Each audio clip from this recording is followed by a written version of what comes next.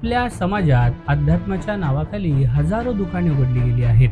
माझ्याकडे गुप्त शक्ती आहे, मला प्रसन्न करा आणि श्रीमंत व्हा, असं सांगणारे ढोंगी गल्लोगल्लीत आहेत. आजच्या धावपळीच्या युगात लोकांमध्ये मानसिक ताण, नैराश्य आणि एकटेपणा खूप वाढला आहे.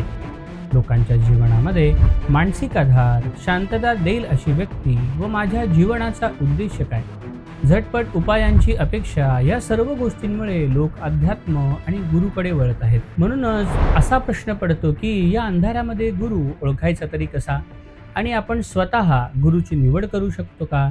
तर चला यावर आज स्पष्ट आणि थेट बोलू.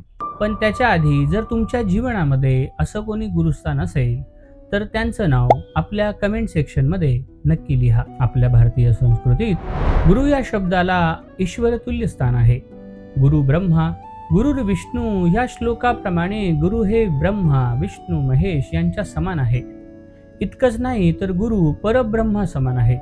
पण जीवनात योग्य गुरु असणेही तितकंच महत्वाचं आहे. म्हणून आपल्या जीवनात जर योग्य गुरु असेल तर त्याचं स्वरूप कसे असावे ते आपण पाहू. खरा गुरु तो आहे तो दिव्य स्वरूपामध्ये स्थित आहे, ज्याला सुख आणि दुःख समान आहे, ज्याने द्वैतावर विजय प्राप्त केला आहे.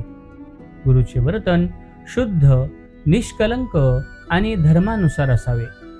त्याच्यामध्ये मीपणाचा अहंकार नसावा. खरा गुरु शिष्यांच्या मनातील भीती आणि संशय काढून टाकतो, ज्याच्यामुळे शिष्य निर्भय आणि स्वावलंबी बनतो. खरा गुरु केवळ पुस्तकी ज्ञान देत नाही, तर स्वतःच्या अनुभवातून लोकांचे जीवन बदलण्याची त्याच्यामध्ये सामर्थ्य असते. गुरुशिवाय मानवी जीवन अपूर्ण आहे, आणि याचं उत्तम उदाहरण म्हणजे संत नामदेव महाराज. देव जवळ असूनही गुरु नसल्यामुळे संत नामदेवांना संत गोरा कुंभार हे आध्यात्मिक दृष्ट्या कच्चे म्हणाले. यावरून हे स्पष्ट होते की केवळ देवाची प्राप्ती पुरेशी नाही, तर योग्य मार्गदर्शनासाठी गुरुची आवश्यकता गरजेची असते. खरा गुरुचा तुमचा पैसा, प्रसिद्धी किंवा संपत्तीशी संबंध नसतो, त्याचा संबंध असतो तुमच्यातील आध्यात्मिक शक्तीशी. आता आपण पाहू की आपण आपला गुरु निवडू शकतो का?